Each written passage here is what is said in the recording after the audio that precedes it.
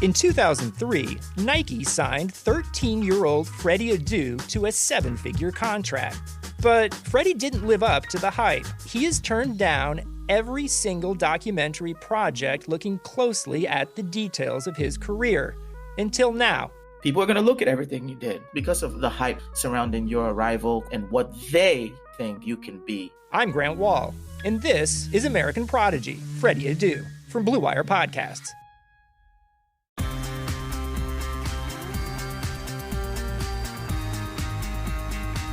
Hello, everyone, and welcome to the latest episode of Hardwood Knocks. This is Adam Frommel here with my co-host, Dan Favale. The NBA season continues to roll along through the many coronavirus-related postponements, and we are going to keep rolling along with a mailbag full of questions that you, the listeners, have submitted. Before we get into that, a shout out to our sponsor for this podcast, Action Network. You'll be hearing from them shortly. And also a reminder just to subscribe and leave some reviews wherever you're getting this podcast from, whatever medium that may be. Now, Dan, how's it going? I am doing well, better than the Portland Trailblazers anyway, after all the injuries that they have suffered. But that CJ McCollum injury is just gutting. And the same week with Nurkic. That is like... Yeah, I mean, I think like just the fact that Nurkic wasn't season ending, I feel less bad about that one, even though it still sucks. And the CJ one is weird because he's being reevaluated in 4 weeks, but it's like, that doesn't seem like a 4-week injury. I'm not a doctor, though. He was, and look, he upped his 3-point volume, been better passer, been shooting the lights out from anywhere. He's at like 60% from mid-range this year. There's just based off how he was playing, I wouldn't have put him in the top 3, and I didn't because I just wrote about this. Like, he deserved some love for, in the sense of, could he win a second most improved player award? The answer is no, but it's like closer to a yes than you would think that it would be this late into his career. Just throwing it out there. I'll go out on a limb and you can tell me how sturdy this limb is. And I'm not saying this would have been the case going forward, but he's been the Portland Trailblazers' best player this season. Yeah, he's definitely been the most consistent. And aside, like, Dame might still just have like the good higher variance baked in. He has the spurtability for sure. Yeah. But I think, and look, what happens now for them? That's the first question of the mailbag that you didn't segue into yet. What do the Portland Trailblazers do at this point? The defense is still just blah. They're 6th in the West at 8-6. I think some of the stuff is low hanging fruit. Like, hey, Terry Stotts, maybe don't play Enes Kanter and Carmelo Anthony together ever again, like ever. But you know, they have Derrick Jones Jr. and they have Robert Covington. You need both. You need one of those guys to be hitting threes, and it's not going to be Derrick Jones Jr., I guess, to play them consistently. Do they need another big man? Do you lean into Harry Giles? I'd like to see more of just Melo and Rocco up front. Hassan Whiteside has not been terrible for them. Hassan Whiteside's not there anymore. He's on the Kings. Excuse me. That's why he hasn't been terrible for them. Well, he actually hasn't been terrible for the Kings is actually what I was going to say. He's no Richaun Holmes, though. Throwing that out there at this moment. I don't know what the... Do you think, I'll wrap it up with this, do you think like there's a chance that this ends up sort of shaping Portland's season a little bit? Or do you view both of these as... And look, the underlying part of this, Nurkic wasn't Nurkic before he was injured. Like, it just wasn't there on defense, especially. I think this is one of those where you kind of have to ride it out just because you built this roster around that star backcourt. And the pieces here, they don't feel that fungible. Like I don't know that they're really going to have the ammo to go swinging at the trade deadline and go get another like star caliber player to complement Lillard. I think you kind of got to hope that he's going to be bubble Lillard again and that everything coalesces around him. Nurkic is going to be back in 4 to 6 weeks, I think is the initial timetable. And at least that's just, I'm saying this in quotes, I don't know if you can see, it's just the wrist. I don't mean to downplay it, but the foot injury that McCollum has, the left foot, I think it was, that's more concerning to me. Agreed. So I think you just kind of have to go with the flow here and continue to evaluate the pieces that you brought in and the internal improvements that you're expecting just in larger roles. It wasn't the plan, but I think that there is enough wing and forward depth to get by with some makeshift lineups and just hope that Dame gets on a heater again and again. The quick points I will make is I think maybe now that Nasir Little had been cleared a couple weeks ago, like I think you try a little bit more of him, like try and play smaller. Like I already mentioned would be the Rocco Mello lineups as well too. And if Terrebonne Biggs is listening to this, it's time to just unleash Gary Trent Jr. even more so than he was already unleashed. And that might be able, he doesn't have the playmaking juice that CJ McCollum did this year, and he's not going to have the off the dribble juice either, but he has a little bit more of a floor game than people give him credit for. So maybe he can help you replace. I do hope they don't fall into too much dependence on Melo though, because that's, someone else who could create his own shot, but he's just not the answer in 2021. I just want to see more Harry Giles. That's what I want out of this. That's why I'm hoping they don't sign a big. I'll be sorely disappointed. Correct. I'm with you. How are you doing though? I'm doing pretty well. It's there are up and down days when you are parenting a toddler, as I'm sure many of our listeners can relate to. And I'm coming off an afternoon filled of tantrums before we're recording this one. So this is a breath of fresh air, just getting to talk basketball here. No, not about me. About your son. How was he today? Oh, that's a good question. I thought we were talking about you there. Are you ready to dive into this mailbag, though? I am. After that fake Portland Trailblazers question that didn't really exist. It's a good question, though. It is a good question. So, all right, let's start here. This is super big picture, but the question comes from Mr. 999_AZ. What is the team you think should blow it up like OKC and Houston next? Could it be Minnesota? It very well could be Minnesota, but I want it to be San Antonio still. San Antonio is just still sitting on the periphery of that playoff chase in the Western Conference as they've seemed to often be in that position over the last few years. And it feels like every veteran on their roster is an impending free agent after this season. So I want to see the Spurs just fully commit to this youth movement and give all the minutes to the young guys, because there are still depths to this roster that they have not plumbed yet, even though they're giving significant time to Keldon Johnson, to DeJounte Murray, to Trey Jones, to Lonnie Walker, who has shown some tremendous flashes in small spurts. So I want to see them commit to that full scale teardown. Yeah, what's interesting is the Derrick White injury has solved some of the conundrums, and if they were at full strength, maybe it gets more complicated. I think the biggest thing is because the players that you would move, Patty Mills, Rudy Gay, Aldridge, and DeRozan, are all on expiring contracts. Unless you want to take back bad money, I don't know why you move them. So I would say more like, hey, let's up Devin Vassell's minutes over Rudy Gay. And then when Derrick White comes back, like let that come at the expense of Patty Mills and DeMar DeRozan. But my pick would actually be and look, this definitely runs counter, as it probably always does, to where they are in the standings. They have not completely fallen out of the playoff picture yet, but the Orlando Magic, it's just time. Jonathan Isaac is down. Markelle Fultz is down. It's another perpetual answer. Yeah, you still need a point guard, and I don't think you should go out and try and trade for one. You have Evan Fournier's expiring deal. I think Aaron Gordon should be an asset. His value is all over the place relative to the rest of the league, but he's shooting better on threes. The passing is still there, and I still think if you threw him onto a team like the Boston Celtics or Minnesota, where he could be more of a play finisher and have better spacing around him, I think he ends up being really good. And he's someone whose defense like always kind of falls under the radar for me, where no, you're not going to vote him all defense, but he has wing type range, and you can get viable small ball 5 minutes out of him. I don't know that blowing it up could include Nikola Vucevic, just trading him. I mean, because he's really good. He's going to be, he's going to be what do we call them, fake all-stars this year? Ceremonial all-stars? What are they?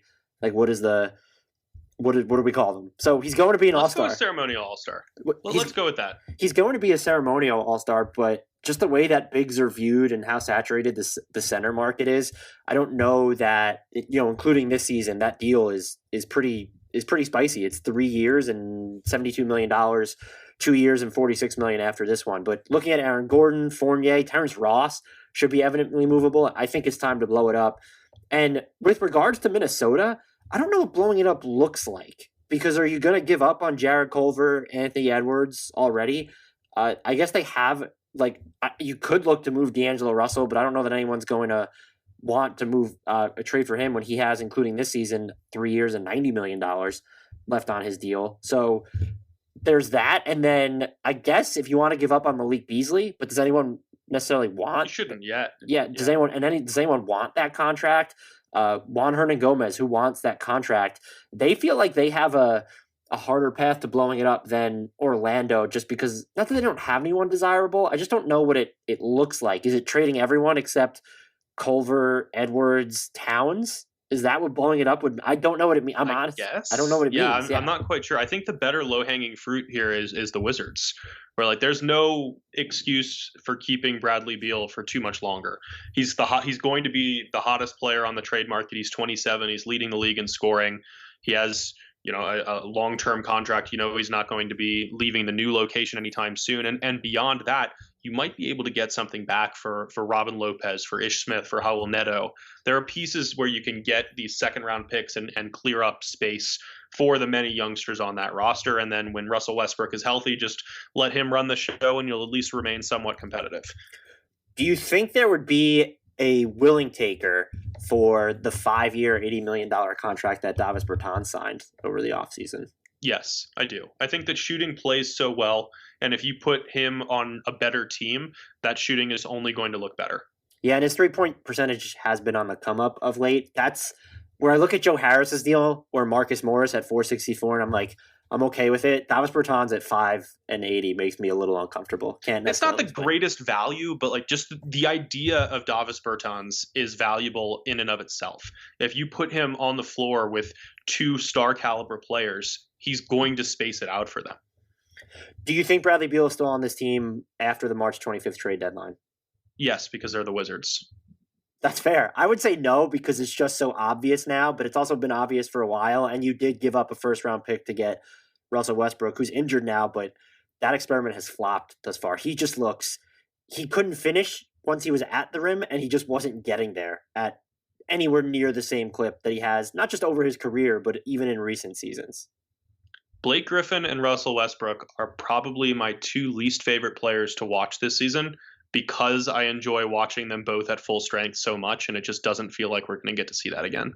It's a bummer watching the shells of themselves. Westbrook's fall feels more stark than more sudden, I guess would be the word, than Griffin's, because at least he's coming off of last year with that entire knee injury. I didn't expect it to him just avoid trying to get to the rim or not being able to do it when he's when he hasn't played a ton this season.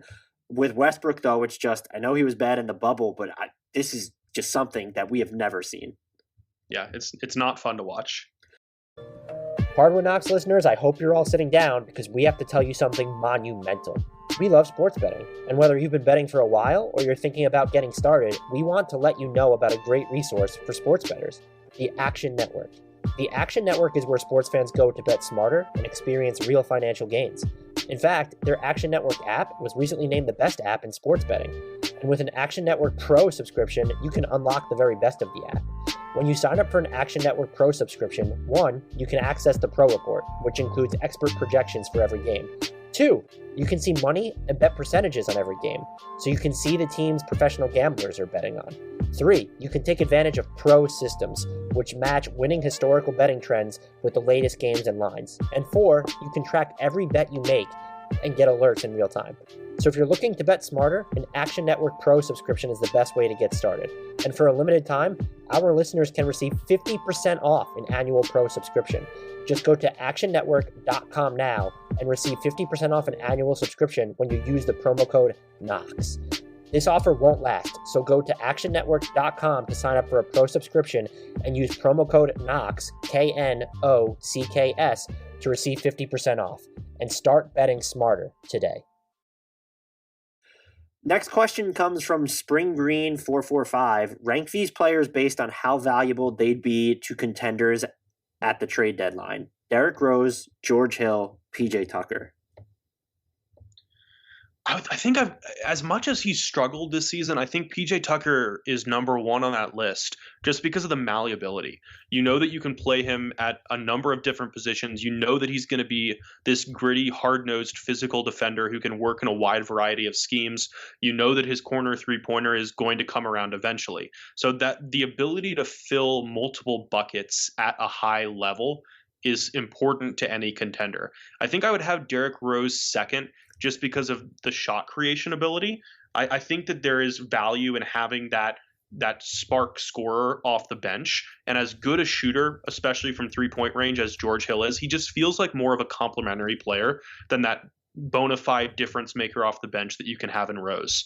Like if you free Rose to be what he wants to be for 20, 25 minutes per game, he's going to be explosive. He's going to score efficiently. He's going to set up teammates.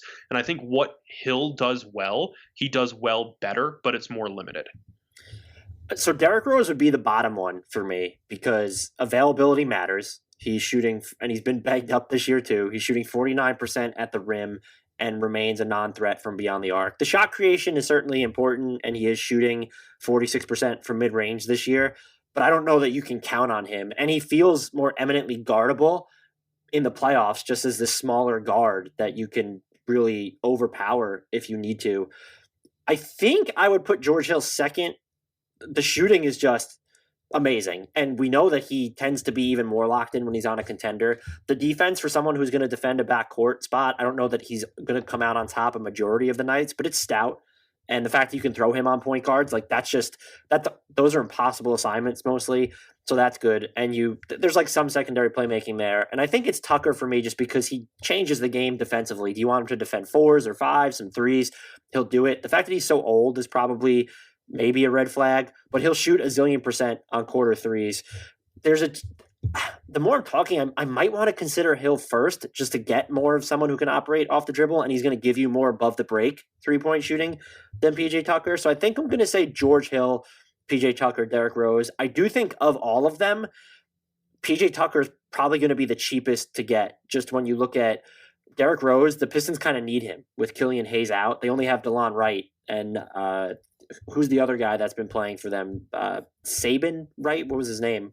Sabin Lee, excuse me. Lee, yeah. So they kind of need him even though they're bad. And then Tucker if he's going to leave this summer from the Rockets, so you might as well get, 2 seconds for him or whatever it is. And then George Hill, I guess he's really indispensable to the Thunder, but if they really wanted to, they could guarantee a salary for next year, and he's still kind of an appealing trade option. So they don't necessarily have to move him now, and he's so plug and play. He doesn't impede anything that they're trying to do there. If anything, he's probably hurting them by helping them win.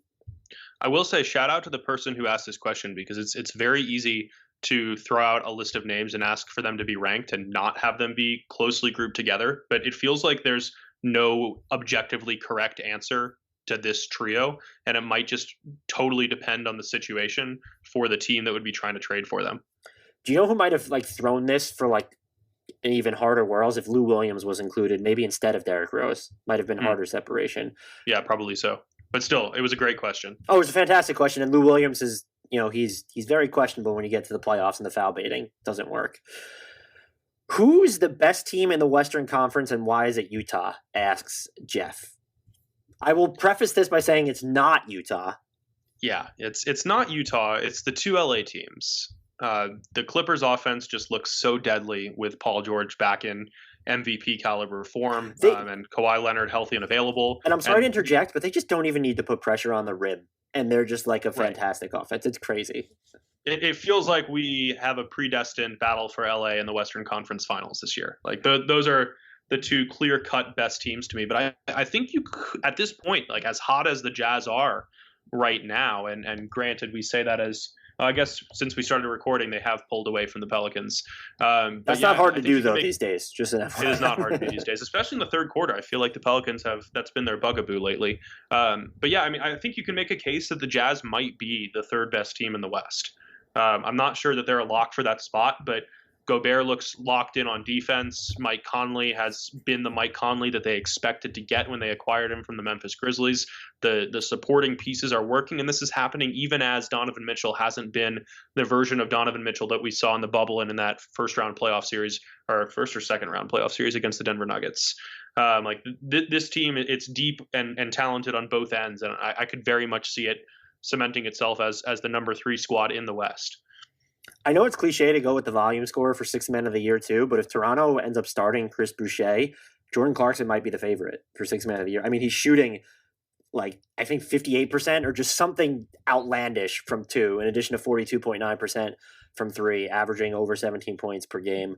Their defense is now 3rd in points allowed per possession. Rudy Gay just continues to anchor the hell out of that. Fun Rudy Gobert stat He leads the league in blocks from short mid-range. This isn't just him inside of 3 feet camping out. He leads the league in blocks between 4 and 14 feet. I'd love to see the average distance of that because I do feel someone like Joel Embiid is going to play up on the pick and roll more than he does. But that's still just incredibly impressive. I'll play this quick game with you. Utah or Phoenix? Utah right now, but I think Phoenix does have enough upside to change that. They feel like a team, and we have questions for them, so we have them. They feel like a team that might peak when it matters most. This is where things are going to get interesting. Utah or Dallas? Right now, it's unquestionably Utah. I mean, for the rest of the season, Utah or Dallas? I haven't seen enough from the Dallas supporting cast to have confidence in the Mavs rising up to that same height. I mean, granted, they're just now incorporating Kristaps Porzingis, but Tim Hardaway Jr. has been hot and cold. Maxi Kleber might be their third best player most nights right now. The depth just hasn't been there. Utah or Golden State? Oh, Utah easily. And I think this one's going to be harder. Utah or Denver? That's the one I'm not sure about because Nikola Jokic has just been on an absolute heater all season long, but everyone around him has struggled. And we haven't really seen what the team can accomplish with Michael Porter Jr. available, with Jamal Murray playing with any semblance of confidence. And that especially matters as they continue to incorporate JaMychal Green into the rotation. That feels like the team that could enter that same tier. But I feel more confident in Utah at this point because it's kind of like the realization of what I expected last year, but it was deferred because of the Bojan Bogdanovic injury in the playoffs and because of Mike Conley's struggles to get acclimated in his new role. So it feels like an extension of the confidence I had in them going into last season, just finally manifesting this time around. The Utah-Denver one's the big one. I think I would take Phoenix over Utah. They might need a move, though. Utah feels like it's finished, and that might be okay. And they might be just a top 4 team in the West at this point, which relative to the West after the 2 LA teams is a big deal if you can pencil them in as one, because I don't know that I would pencil another team in there right now, even if I like Phoenix better. I don't like Dallas better. I'd pick Utah there. I think I agree with you in Utah and Golden State. They need Golden State needs another move before that. Denver's the tough one. Nikola Jokic is here. I don't want to say it's being wasted, but they're below 500 and he's averaging a triple-double. And the fun stat that I found, it hit the cutting room floor on a piece that I just wrote. Nikola Jokic is shooting 14 of 20 on floaters. That is 70% on floaters this season, folks. I think that's pretty good. Is that good? It might be good. I think that he monstered Trae Young. Dude, remember when I mentioned in our first podcast of the regular season that Trae Young probably deserves some MVP love? I do, and I pushed back on it. That take is aged a little poorly. Yeah, a little bit. Hopefully he turns it around. My one other Jazz anecdote, as you mentioned Jordan Clarkson, I was just thinking he struggled a lot early in his career, and then he got the big neck tattoo, and it just turned around. So just advice for all our listeners is to go out and get neck tattoos, and you'll be much better at basketball. So I screwed up. I got tattoos I flirted with the neck, but was too much of a coward. The chest, the shoulder, the ribs, the arm, but could never get to the neck. So I was a coward, and I need to get my neck tattooed, is what you're saying. That's why you can't shoot? I do have a lefty hook, though. But no, I can't shoot, and my lefty hook falls 28% of the time. So look, I'm not making the rules. This is just science. This question is for you and only you, and it comes from Mud. How good would Wilt Chamberlain be in today's NBA if you plucked him from 1962 and gave him an offseason to learn the new rules, use modern trading, and practice with the team, etc.? By the way, in parentheticals, I think this is how we should frame talk about any player from history, how any player from history would fare today. I totally agree with that latter point. Cross-era comparisons are so tough, and it requires – I don't know that it's pointless to make them, but it does require a level of nuance that I will say people or outlets aren't necessarily willing to commit to. So I have not properly prepared for this question, and I apologize if I kind of lose my train of thought here. But first, with the cross-era comparisons, I do agree that that's how we should evaluate players when we're thinking about how they would perform today, because the training, the medical technology, and all of that is just so vastly different. And it would be unfair to expect any player to be plucked from an earlier era of NBA basketball and immediately be put into this ridiculously different league with the 3-pointer, I mean, which didn't even exist at that point in league history. When I talk about player rankings historically and all that, though, that's not really what I'm doing so much as comparing how a player stacked up relative to his peers in that era. That's generally my preferred way of talking about, how Elgin Baylor or George Mikan might rank in a set of historical rankings, just because that's such an impossible task to think about how everyone would have translated. Now, the first part of this question, which I think is the most interesting part of it, I think very few players from the 1960s, especially the early 1960s, would be valuable commodities in today's league. But Wilt would be the exception. I mean, he is one of the most overpowering physical athletes that the game has ever seen, regardless of generation. He was an Olympic caliber track athlete. He lifted weights with Arnold Schwarzenegger and kept up. He was a capable three-point shooter, as we've seen in videos of him just messing around and taking long-range shots. He had enough skill to lead the league in assists one season when he decided, albeit selfishly, that he wanted to prove that he could do that. I think that he could 100% hold up if we gave him the advantage of the training and the medical technology that we've gained throughout the year. So I feel like if you take prime Wilt and just give him all of those benefits, let him acclimate, and then unleash him, we're talking about the best center in the NBA right away. I don't know that I would disagree with any of that. And I think as you journey later into the future, where we're talking about 80s and 90s players specifically, and do we need to go back to the 2000s at this point? That was kind of a while ago. If you did the same for most of the best players in those eras, I don't know that the answer would necessarily be any different. The Michael Jordan could dominate in today's game. I think it's a select group, though. There are guys like Larry Bird would be better today, as dominant as he was. Someone like Elgin Baylor would thrive today. Would Larry Bird be better? I think so, because he would be even more fully unleashed as a shooter and as a passer. I mean, as much as he did, like he led the league in 3-pointers relatively early in his career by making something like 86 or something like that. I could pull up the exact numbers just to verify that. But yeah, I mean, like, he was such a ridiculously accurate and versatile shooter, and it didn't matter. So yeah, he led the league in 1985-86 with 82 threes, and then again the next year with 90. And if you put him in a system that is going to maximize that ability, as we've seen from so many big men, like think about all the big men we see in today's game who, because they're great passers, they're able to be fully unleashed. And I think that's what you're looking at with Larry Bird, where you get a system that actually caters to its talent instead of, like, as good as he was and as valuable as that skill was, it was kind of a novelty in a lot of respects. Like, if you maximize that ridiculous all-around ability that he had, I think he'd be even better today.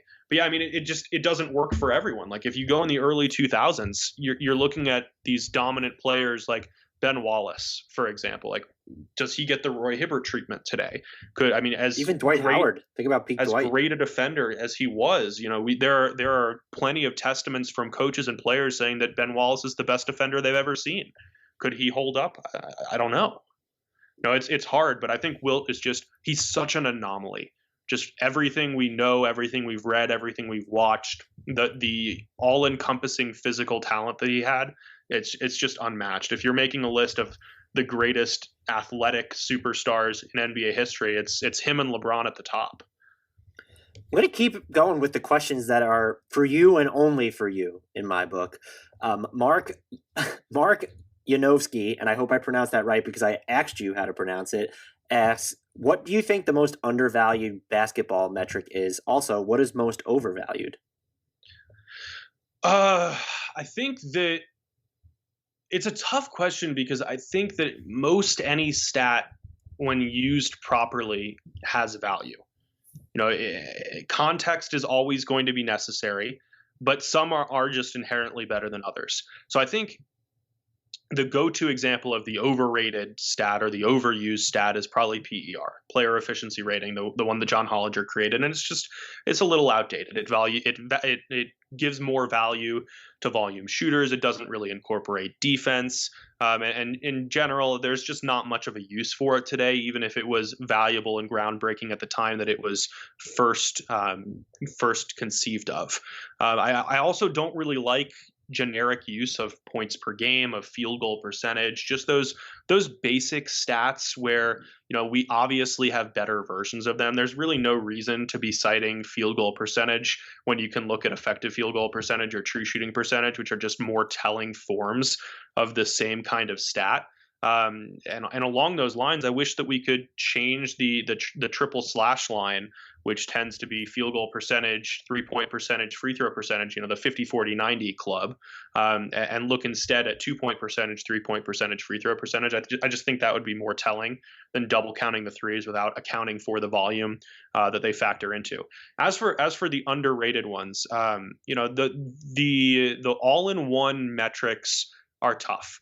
Just because there's so much that happens that can't fully be captured. So like the stat we use at NBA Math, TPA, total points added, it's box score derived. I always advocate that it be used as nothing more as a baseline, especially on the defensive end, because so much context is necessary. Hashtag rebounds. People have hashtag rebounds. Yeah, I mean, they do drastically impact the defensive part of that stat. And because it's measured against an average player rather than a replacement level player, if somebody is slightly below average and playing a lot of minutes, they're going to look really negative, which tends to make them look worse than they should. Some people have managed to create variants of all-encompassing stats that do take more factors into account and tend to give a slightly more accurate picture. So I think the shout out here should go to B-Ball Index's PIPM metrics. Those tend to be really accurate. They put a lot of time and love into crafting them. They look good historically. They look good currently. I'm not entirely familiar with all the behind-the-scenes calculations, but they do tend to pass the eye test better than TPA does, better than 538's Raptor does, better than ESPN's RPM does. So shout out to that one. And I know because I've looked at, and it's calculated differently depending on who does it, but I've looked at the formula and it's way over my head, even when trying to read the descriptions. But regularized, adjusted, plus minus, RAPM. It's a mouthful, but that one I find helpful. And I think because they're, at NBAshotcharts.com, they allow you to look at 3-year and 5-year RAPM, so it provides sort of a more complete snapshot. And they also do luck adjustments. They weight these against like Bayesian averages, and so that's just one of my favorites to go in there. If I butchered the pronunciation there, it's whatever. But that's what I use. Bayesian, whatever. That's what I used to like calculate lineup data last year, and so stuff like that. But you're right. There's no perfect metric out there, and the kitchen sink ones I think are probably the most dangerous because people try to use them as end-all be-alls. And I do think that in some instances, that Nikola Jokic is ranking in like the top 10 of every single advanced metric. That starts to matter, but you're going to see these things that just stand out. I mean, ESPN's RPM, I think that's where it's like easiest to spot the anomalies.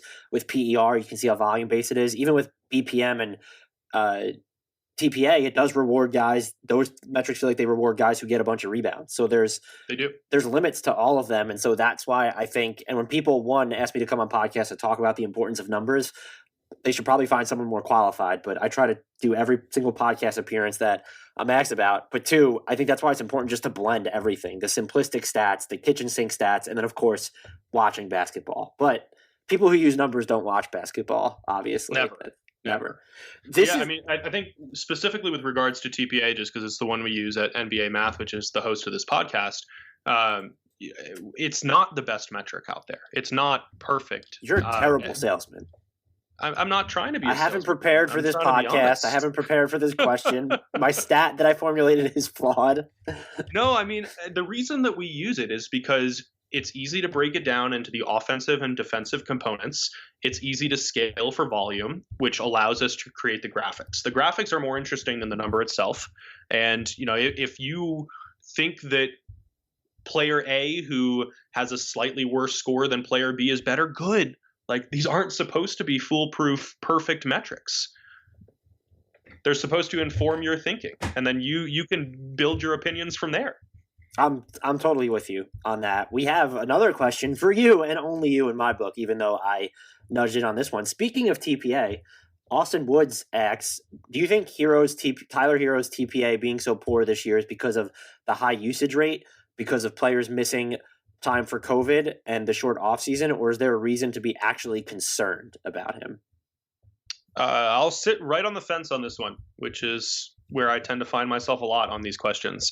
Yeah, I mean, his score looks worse because he's shooting more with sub-ideal efficiency levels. I mean, he's shooting 30.2% from three-point range. He doesn't get to the foul line as much as he needs to.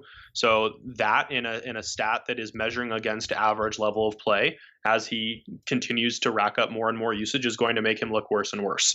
Why is that the case? Probably because the Heat situation is not ideal. They're tasking him with too many point guard responsibilities. They're overextending him out of necessity because this Heat team as a whole has largely struggled. He's one of the pieces with upside, and he's been asked to do too much. I mean, I don't know that you need to have long-term concern about him as a valuable member of a championship caliber team. If you thought that he was going to be an absolute superstar, maybe have a little bit of concern about that because he does just appear a little overextended. Look, this also might just be part of the growing process because he's gone from, last year when he was a rookie, he logged just 19% of his minutes at point guard. This year, 42% of his possessions, are coming at point guard. And so the shot profile is going to change there. And you're right, he has just not been efficient. Maybe these reps, though, end up helping him out in the future and kind of going through this pain now. That will be what turns him into the next Devin Booker. I don't see it. And so if that's how you're trying to view him, or if you're hoping that he lands the Heat Bradley Beal, I just don't know that he has that kind of appeal.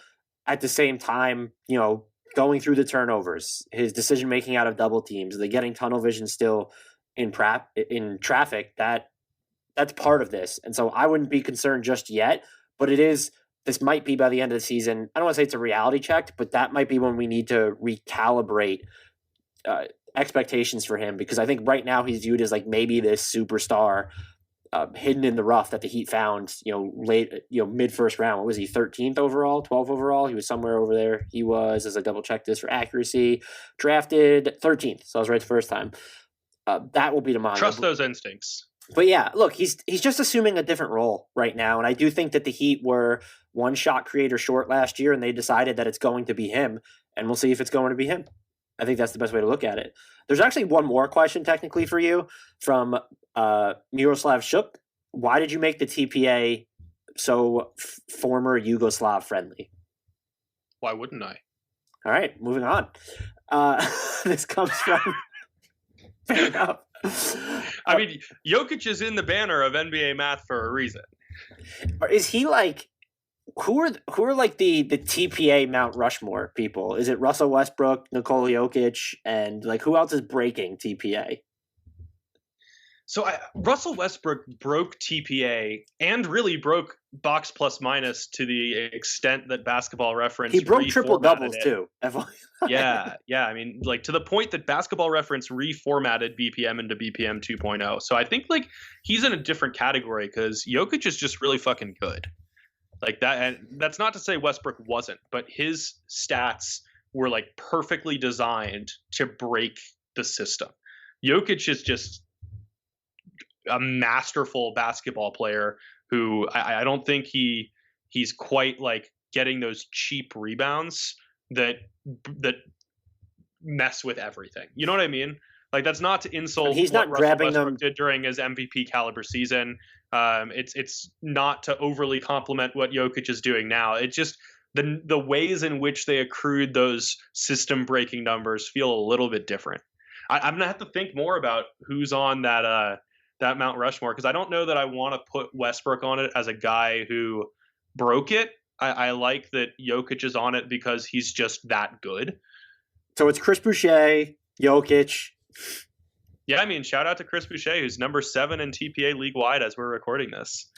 Funny story, I was on another podcast a day ago, and I'm happy to report that the Boucher brand is strong because they asked me a question, but they qualify. I can't remember what the question was, but they qualified it by by you can't pick Boucher because we know how you feel about Boucher. And so I'm happy that the Chris Boucher brand is strong on this podcast.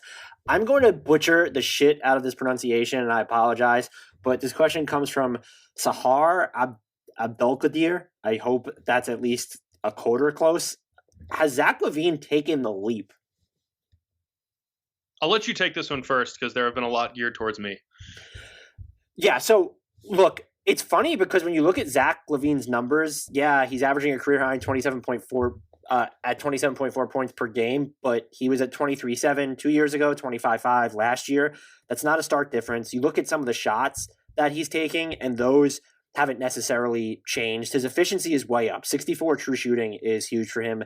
Getting to the foul line at a career high attempt rate right now. That is in at least slight part to the fact, and that's in spite, of him getting to the rim less compared to last year. So he is drawing more shooting fouls there.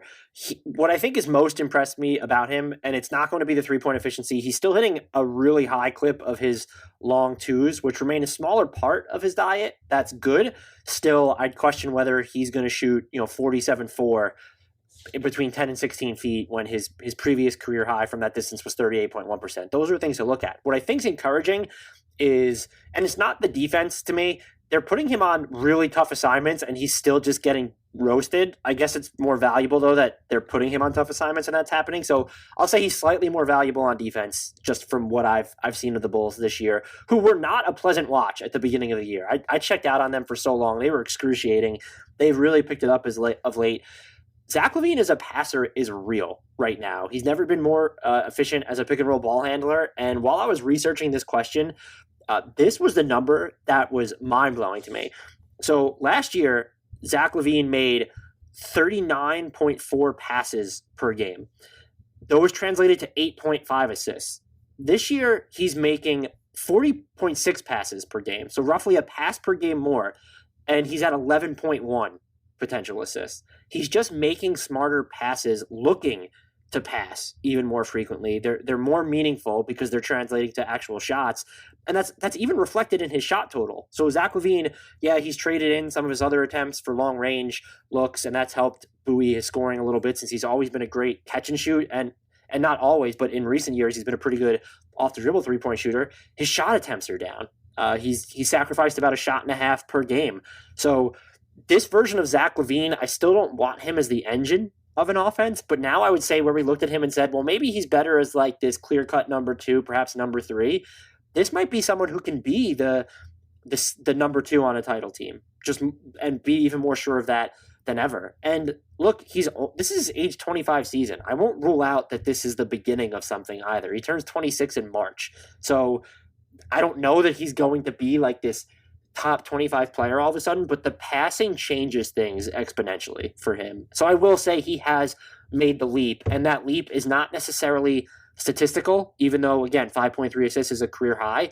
It's functional, it's just more meaningful, and that's to say he's made the leap into being a more well-rounded, complete player. I think that passes to assist stat is kind of a microcosm for this season in general for him, where he's not necessarily doing more so much as doing more things with a purpose, whether it's as a playmaker or a defender or a scorer. It seems like there's more purpose to everything that he's doing on the court. He's not relying on instincts and athleticism so much as a fundamental understanding of what is the right play to make in each and every situation. And we're getting to see like the full realization of this dizzying talent that he's always had. He's gotten incrementally better year after year for quite a while now. And it does. I don't want to say that he's made the leap this year, because I think it's been a leap in progress so much as made that final step forward into like legitimate stardom. I think as a 25-year-old, like he could very well be a part of Chicago's long-term core. He's not too old to be considered a centerpiece of the ongoing rebuild. For sure. And look, that contract it was criticized when the Kings gave it to him. The Bulls the Kings deserved to be trolled at that point, probably. There were questions about the Bulls matching it. It's turned into a friggin' steal. That's we talk about Bradley Beal, and maybe Zach LaVine is the next guy to get moved because the offers are just so good. He has 1 year at 19.5 left on his contract after this. He's not going to get the same haul, but I feel like if Chicago wanted to, they could get a ton for him because he seems like he's not an even better fit than Bradley Beal for a contender, but theoretically he's more gettable, should come cheaper, and he's younger. And so maybe that makes him more tantalizing. And the other two things quick on him, the turnovers have gone up, but just given what he's done with his role, I'm okay with that. And so you would expect those, if he's going to continue to progress, those will get better. And just sort of another sign of his decision-making improving, 21.3% of his shots are coming at the rim. That's a career low. He's still averaging a career high in free throw attempts per 36 minutes at 6.3. He's still not the guy to go out there and get to the line a ton, but that just shows that he's being smarter with what he's doing because he's able to draw these fouls despite not getting to the basket at this ridiculously high clip. Yeah, I think if he's made a leap this season, it's the leap from being a athlete playing basketball to a basketball player who's a ridiculous athlete. And the other way to contextualize it too, and having done player rankings for like the past 6 years straight, and I think you were with me for 3 of those years probably at least before you moved over. I've been with you for all of them. Come on now. Well, when you were actually useful for when you were writing. That's fair. So when you get to a certain point in player rankings, like maybe like after top 35 or something, everything is so interchangeable, it feels like. And now he sort of feels in that territory where it's, you can't put him like in top 50, like be 50th and that not be insulting, where it's like he's sort of in that tier where the separation matters now because of how much better or smarter he is playing. Side note, but I wish that all the people who read player rankings and then complained that like it feels like names were drawn out of a hat, like got to see the behind the scenes process of those and just like how much time and energy is spent like determining 66 versus 67. Yeah, it's agonizing. It is agonizing. And everyone says it's clickbait, and I guess the concept is, but the work that goes into it is not. No one sets out. I've always enjoyed doing those. Yeah. And once or twice, I don't want to overdo them, but I find them to be just very informative, and as exhausting as they are, they're rewarding. I'll ask you a question before the final two. Well, technically 3 questions. Would you like to finish with the Suns or finish with Jerami Grant? Well, let's finish as always with a shout out, which I would like to do this episode. Okay. But in terms of the questions, let's finish with the Suns. All right, so that means we're going to talk about Jerami Grant and Pascal Siakam because Adam Bushman, and I thought this was a fascinating question, by the way. How much has the gap between Jerami Grant and Pascal Siakam narrowed since the start of the season? He also adds, I'm still in the camp of Siakam is greater than Grant, but it's no longer superstar versus role player like everyone thought last year, right? Is there a gap right now? Like so mean. Is it mean to Siakam, or is it a compliment to Jerami Grant, who's just been incredible for the Pistons? Yeah, it's definitely a compliment. That's a legitimate question. I'm not trying to be like funny or anything with that. Like, I'm not sure there's a gap right now. Yeah, I mean, it's tough with Siakam because that Celtics series, and I know people talk about how his efficiency declined as the year went on last year, but that Celtics series really did seem to break him. And he's played a little bit better lately, but not a ton. I would still say I'd still take Siakam long term because I think he's going to give you more positionally on defense long term. I do ultimately think he's the better passer if you're looking at someone to make decisions in transition, if you can just get him going downhill. But Jerami Grant, and look, I just wrote about this. Jerami Grant is my most improved player right now, and it's twofold because when you look at most improved player, I do think it's fair to just look at the numbers. And so he's averaging a career high 24.9 points, which are 11.3 more than his previous career high. It's coming on similar efficiency too. He had a 59-1 true shooting in Denver last year. He has 59-1 true shooting in Detroit this year, and that roster is significantly less talented than the one he just played on. Looking at the functionality of how he's getting those points, though, it is night and day to how he's ever been used. And I'm about to throw a ton of numbers at you, so listeners, please stick with me here. Pull-up jumpers never accounted for more than 12.3 of his shots prior to this season. They make up roughly 25% of his looks now. That's double his previous career high. And he only really had, I think, 2 seasons before this where pull-up jumpers accounted for 10% of his field goal attempts. A career high 31.9% of his buckets are coming unassisted. His previous watermark was 27.1%, and that was back in 2015, 2016, when he was still with, I think that was the Oklahoma City Thunder and he wasn't still with the Sixers at that point, was he? I'll check that really quick. So, they're going really far back there. He was with Philly. So we're talking Philadelphia days when that roster just didn't have anybody.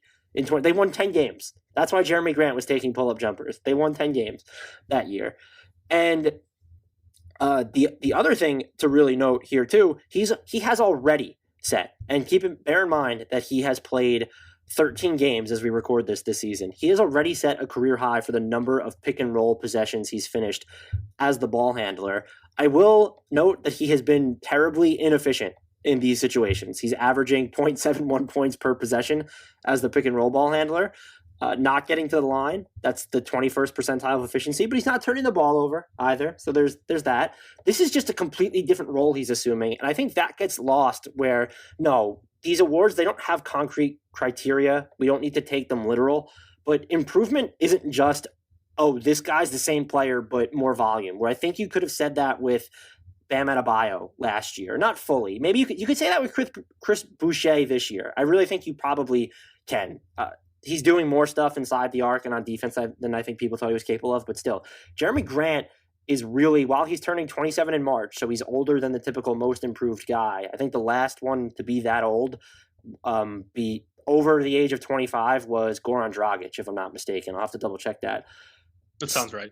But still, this is just a different player from what he's doing. And the fact that his volume hasn't just resulted in, I think it's fair to say that volume results in glitzier numbers with crappier efficiency. He's gotten glitzier numbers on identical efficiency in a harder role. That's really tough to do. And so if the season ended right now, I don't think he would be necessarily the surefire pick for most improved, because they want to look at teams that are kind of good, and you want to try and suss out the next all-star, the next big thing. I don't know that he's viewed in those terms, and the Pistons have the league's worst record. They spent a ton of time in the clutch, though, so I think that matters that they've been close in a bunch of their games. But still, just from what he was only last season to what he is now, it's really astounding to me. And look, I'll eat crow here. I didn't necessarily think that the Pistons were dumb to pay the money that they did for the Jerami Grant that was in Denver last season. I thought Jerami Grant was dumb for turning down the same money from Denver to go to Detroit for a more expanded role that I did not think he was suited for. I was wrong. He would have to go completely off the rails for me to be right. And that was just a terrible take by me, and I'm sure it was shared by many others. So I thought both things. Yeah, it's even worse for me. Well, then kudos to him. I just think that he probably should be the consensus most improved player. I don't think he will be, but he should. I'm with you. Yeah, I mean, there's not much I can add there other than Jerami Grant's really good now. Well, not that he wasn't really good before. It's just that Jerami Grant he wasn't really good before. He could do things with the ball in his hands. Role. Yeah. Yeah. So, and look, if he starts getting to the foul line a ton or running pick and rolls efficiently, it'll change everything I think that I know about player trajectories. I can say that. We have 2 questions to wrap up with the Suns. So I will start. Let's start with the Ayton question, which comes from a friend of the podcast, Ben Leibowitz. Is DeAndre Ayton as inconsistent by advanced stats as he seems to be by the eye test? Look super engaged on both ends against Memphis, which that was a game Phoenix lost, but that hasn't been the norm game to game. I don't know if you've looked at the advanced metrics, but if they do line up with what Ben Leibowitz is. Yeah, I mean, they've been far worse with him on the court. His numbers vacillate greatly from night to night. And I think it's a tough adjustment to playing with both Chris Paul and Devin Booker. The ball isn't in his hands as much. They're not getting it to him on the post and asking him to shoot at least on a consistent basis as he's used to. And it's definitely bleeding into the overall aggression within his game. He's been disappointing this season because he could have been so much more, and he still could be, but he's taken a back seat and proved that he might not be quite as vital to this franchise as we initially thought that he was going to be. It's not to say that he's not really good. There are games like that Memphis game where he looks like he can still be a superstar, and that the Suns might be better off treating him like that, but it's going to be more of a gradual acclimation process than we expected. And yeah, I think I would argue that he's probably been more valuable on defense than offense this year, if only because I would agree. He's just you're able to predict his performance better. The actual post-ups aren't down a ton from last year. He's at 5.4 per game compared to 6.2 last year, but he's still getting, just in general, about 10 fewer front court touches per game. That's substantial because it represents 15% of what his touches were last year. And so that's up there. The other thing that he really needs to do, and it's been kind of a career-long struggle, is he needs to get to the line more. And about 37% of his field goal attempts are coming inside 3 feet. That's down roughly 9% from last year. He needs to roll harder and more frequently. If you watch him, I didn't see the Memphis game, but in previous games, it feels like he's either at a standstill after setting a screen, or he's kind of wandering off to the side. And I don't know what's happening there, because you're playing with two guys in Booker and Paul who you should want to roll for, because they will find you. And look, the inconsistency, this isn't advanced stats, but it's real in the sense that he goes from tallying consecutive 20-plus point performances to start the year in January, then to barely getting up 10 shots per night over the next 2 weeks before going off against Memphis in a game that Phoenix lost. And I will point out, it's not just him going through the motions. Phoenix's defense, after starting hot, has kind of fallen off. They already made a starting lineup change because the Ayton, Crowder, Bridges, Booker lineup, which just makes so much sense on paper, is getting annihilated, giving up 121 points per 100 possessions. They inserted Cam Johnson in there against Memphis. Surprise, surprise, that didn't help. The defense was fine in that game, but the offense was terrible. I think this is just going to take a little while to figure out. And as I mentioned before, it's the team that you look at and say, hey, let's fast forward to the playoffs. That might be when they're playing at their peak, because they did undergo this change and they didn't have much of a training camp with which to work through it. Right. And I think Ayton, this isn't as surprising as it might initially seem with Ayton, just because we're talking about a 6'11", 250-pound, absolutely built big man who has never played with the aggression that body and playing style should necessitate. He's always been hesitant to just go up and dunk on someone. He prefers to lay it in. He doesn't like to assert himself physically down low. He prefers to play with a little bit of finesse. And we've seen flashes of that changing, just not quickly enough. So it's not really surprising to me that if anyone was going to take a back seat and have to go through this adjustment, that it was going to be him. I didn't see it before the season started, but I'm not surprised now that it's actually happening, if that makes sense. Yeah, I mean, I think we all could agree that maybe it seemed like he would turn a corner this year, but then you traded for Chris Paul, and that just changes it might be as simple as that changes the dynamic, because usage, as we already mentioned, has plummeted. I think part of that is on him, again, just because of what you look at when he's doing without the ball. Still, maybe he'll figure it out, but that does lead me into our final question. And this comes from ForceMaster76. Are there any more trades you'd like to see the Suns make to establish themselves as a title contender? I'll throw it to you first, because I believe that we disagree on this. I wouldn't like to see them make any more trades, just because I believe in the upside of this roster. I think that there's so much talent scattered throughout the rotation. I think that they have the top end stars. And I don't know that coming off the expedited offseason and the tough adjustment period with Chris Paul, that you want to make another shake it up trade. If you're going to do something around the periphery, fine. But if you're altering this core, then you're just making it harder for this group to achieve the success that it needs to pretty quickly, because Chris Paul isn't going to be Chris Paul forever. Now I'll throw it to you, because I'm sure that you have some trade scenarios. So, not that I know that I have exact scenarios, but I do think that based on what we've seen from Ayton, that this might not be the best fit for him. And so I'd be more willing to move him.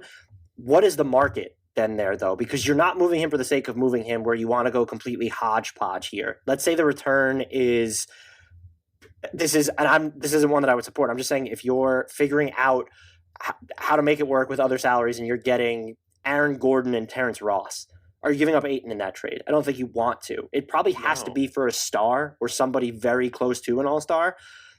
If I'm Phoenix, and this is the move that I'm spotting right now, is just go out and do it, can you get Bradley Beal with using Ayton as the centerpiece? Because I figured you would go there, but do you want him? Yes. One, because he's played better defense this year, and now you have a bridge into the post Chris Paul era with someone who aligns perfectly with Devin Booker's window, and they can play just off each other so well. And I think what also But helped, DeAndre Ayton also aligns with Devin Booker's window. he does. Like, that's the thing. And when Paul isn't there, like, you're expecting him to take a bigger role. Yes, Booker but- and Beal are just like such similar offensive players. Yes, but the ecosystem changes when Chris Paul leaves. And so then you're asking if DeAndre Ayton hasn't shown that he can thrive with Chris Paul, and you're going to ask him to make that change again. And it's not like he's been playing super well when he's only with one of Devin Booker or Chris Paul, because they stagger those minutes for those two guys a ton, which Monty Williams, I think, has done well because their backup point guard situation is weird.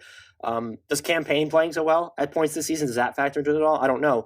What I think also happens there is Washington's like one of the very few spots where it's like, yeah, they could use a big to build around. Thomas Bryant was good this year before he got injured, but he's not the guy moving forward. They have Denny Avdia, and he's going to be on the wings with Rui Hachimura. He's probably going to be a 4. Davis Bertans they should probably look at moving him if they're rebuilding. So the other thing I thought about, and this one doesn't really work anymore, but when I wanted James Harden to go to Toronto, I was like, if Toronto's giving up Siakam in that deal, Phoenix needs to get in there and see if they can get Siakam from Houston, because I don't think he's as indispensable to Houston since he's a little bit older and they would be looking to rebuild in that scenario.